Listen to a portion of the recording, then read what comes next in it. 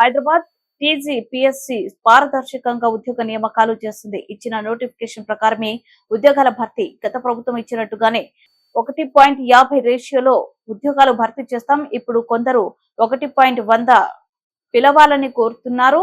మాకేం ఇబ్బంది లేదు పిలవడానికి, కానీ కోర్టులో ఇబ్బంది ఎదురవుతుంది. గ్రూప్ 1 వ్యవహారం మళ్లీ మొదటికి వస్తుంది. నోటిఫికేషన్ లో ఇచ్చిన విధంగానే ఉద్యోగాల భర్తీ. CM Revanth Reddy coaching centre యజమాని ఆమరణ నిరాహార దీక్ష చేస్తా అంటారు పరీక్షలు వాయిదా వేయమని. నేను అడిగిన ఆయన హాల్ టికెట్ ఏముందో తీయరా, దేనికి రాసిండో పాపం మాట్లాడదామని. లేదు సార్, ఆయన కోచింగ్ సెంటర్ ఉంది, ఆయనకు 2 నెలలు పోస్ట్ పోన్ చేస్తే డిఎస్సి 100 కోట్లు లాభం వస్తుందంట, 2 నెలలు ఆయనకు 100 కోట్ల ఆదాయాన్ని మీరు దెబ్బతీసారట అని ఒక్క ఆయన గురించే చెప్పారు. ఇంకొక ఆయన దీక్షకు కూర్చున్నాడు.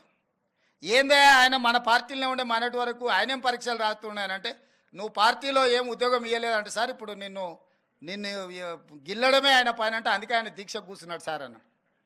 ఇంకో పిల్లగాడు కూర్చున్నాడు, గాంధీ హాస్పిటల్లో చేరాడు. అరే పాపం, నాకు తెలిసినోడు ఆ పిల్లగానికి ఏమన్నా కానీ ఏం పరీక్ష రాస్తుండే, అవసరం అయితే స్పెషల్ కోచింగ్ అని ఇప్పిద్దామంటే ఆయన ఏం పరీక్ష రాస్తున్నాడు సార్, ఆయనకు లీడర్ చెప్పినట్టు నువ్వు చేస్తే బాగా పేరు వస్తుంది, నీకు నేను చూసుకుంటా పో అని. నిన్న మన 3 దీక్ష చేస్తే 3 గురించి వివరాలు తెప్పించినాను. ఆ 3లో ఏ ఒక్కడు కూడా ఏ పరీక్ష రాస్తలేడు.